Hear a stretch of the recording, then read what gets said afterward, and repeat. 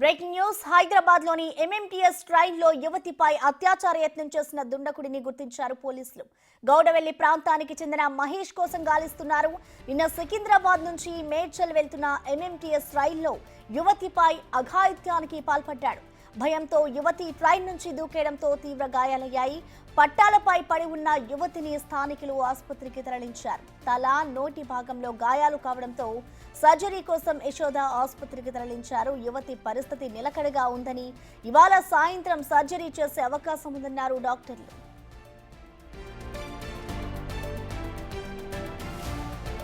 అనంతపురం జిల్లాకు చెందిన యువతి ఓ ప్రైవేటు కంపెనీలో ఉద్యోగం చేస్తోంది. ఈ నెల 22న తన ఫోన్ రిపేర్ కు ఇచ్చేందుకు మేడ్చల్ నుంచి సికింద్రాబాద్కు వచ్చింది. తిరుగు ప్రయాణంలో రాత్రి 8:15 సమయంలో అల్వాల్ స్టేషన్లో బోగీలో ఉన్న ఇద్దరు మహిళలు దిగిపోయారు. బోగీలో యువతి ఒక్కతే ఉందని గ్రహించిన దుండకుడు ఆమెను అత్యాచారం చేసేందుకు ప్రయత్నించాడు. దీంతో భయపడ్డ యువతి భయంతో రన్నింగ్ కోంపల్లి సమీపంలో ట్రైన్ నుంచి దూకేసింది.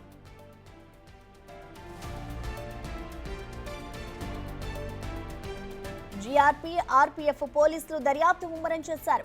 4 బృందాలుగా విడిపోయి నిందితుడి కోసం గాలిస్తున్నారు. సికింద్రాబాద్ నుంచి మేడ్చల్ వరకున్న రైల్వే స్టేషన్స్ లో కొన్ని చోట్ల సీసీ కెమెరాలు లేవని పోలీసులు తెలిపారు. ఉన్న వాటి ద్వారా నిందితుడు ఎటు వెళ్లాడని జల్లెడ పడుతున్నారు.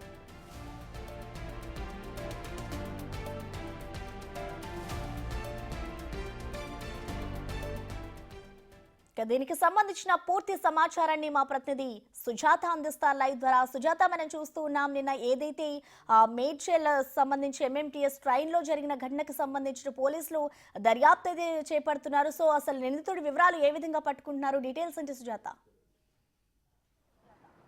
అనంతపురం జిల్లాకి సంబంధించినటువంటి యువతి మేడ్చల్ ఒక ప్రైవేట్ హాస్టల్లో నివాసం ఉంటుంది. స్విగ్గీలో పనిచేస్తుంది. శనివారం తన మొబైల్ రిపేర్ రావడంతో సికింద్రాబాద్లోని మొబైల్ షాప్కి తన మొబైల్ని తీసుకువెళ్ళి రిపేర్ చేయించుకొని తిరిగి ఇంటికి వెళ్తున్నటువంటి సమయంలోనే ట్రైన్ ఎంఎంటీఎస్ తెల్లాపూర్ వెళ్తున్నటువంటి ట్రైన్లో ఎక్కింది. మొదట బోగిలో 2 మహిళలు ఉన్నారు యువతితో పాటు.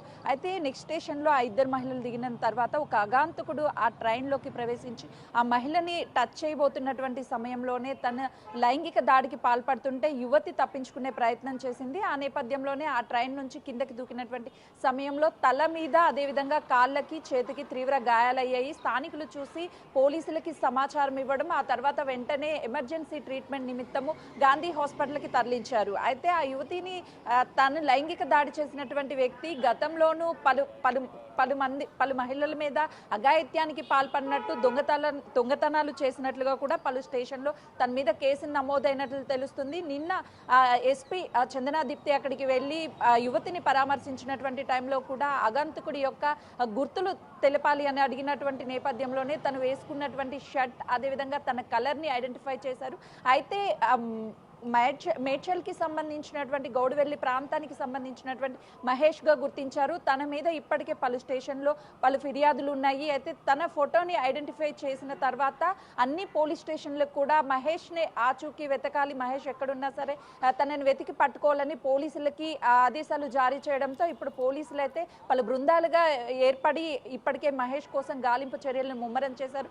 గౌడవెల్లి ప్రాంతానికి చెందినటువంటి మహేష్ కుటుంబ సభ్యులతో కూడా పోలీసులు మాట్లాడడానికి ప్రయత్నిస్తున్నారు. కానీ కుటుంబ సభ్యులు ఎవరు తనకి అవైలబుల్గా లేరు అని, ప్రస్తుతం అందుబాటులో లేరని చెప్తున్నారు. మహేష్కి సంబంధించినటువంటి స్నేహితులు కానీ గతంలో ఏ పోలీస్ స్టేషన్లో తన మీద కేసులు అయ్యాయో అక్కడ అన్నిటినీ ఆ పోలీసులు వివరాలు సేకరించే పనిలో ఉన్నారు. ప్రస్తుతానికి యశోద హాస్పిటల్లో యువతికి ఎమర్జెన్సీ ట్రీట్మెంట్ గాంధీలో అందించిన తర్వాత తనకి సర్జరీ చేయాలి అని వైద్యులు తెలిపిన తర్వాత యశోద హాస్పిటల్కి తీసుకెళ్లారు. ప్రస్తుతం యువతి పరిస్థితి నిలకడగా ఉందని వైద్యులు చెప్తున్నారు. ఈ రోజు సాయంత్రం చేతికి తీవ్ర గాయాలవ్వడము, అదేవిధంగా కాలికి గాయాలవ్వడము, ఒకవైపు నోటి ప్రాంతం ఏదైతే ఉంటుందో మొత్తం ముందున్నటువంటి పళ్ళకి, వీటన్నిటికీ కూడా తీవ్ర గాయాలవడంతో సర్జరీ చేయాలి అని వైద్యులు సూచించినటువంటి నేపథ్యంలోనే ఈరోజు సాయంత్రం సర్జరీ చేసే అవకాశం కూడా కనిపిస్తుంది. అయితే నిందితుడిని ఐడెంటిఫై చేశారు కాబట్టి తనకి సంబంధించినటువంటి వివరాలన్నీ కూడా అన్ని పోలీస్ స్టేషన్లో కేసులు ఉన్నాయి, అన్ని వివరాలను సేకరించారు. ఇప్పుడు తను ఎక్కడున్నాడు ఏంటి అని సీసీ కెమెరా ఆధారాలను పరిశీలిస్తున్నటువంటి టైంలో కొన్ని స్టేషన్లో సీసీ కెమెరాలు లేకపోవడం వల్ల కొంతమేరకు ఈ కేసు అనేది ఛాలెంజింగ్ గా మారిందనే చెప్పుకోవాలి.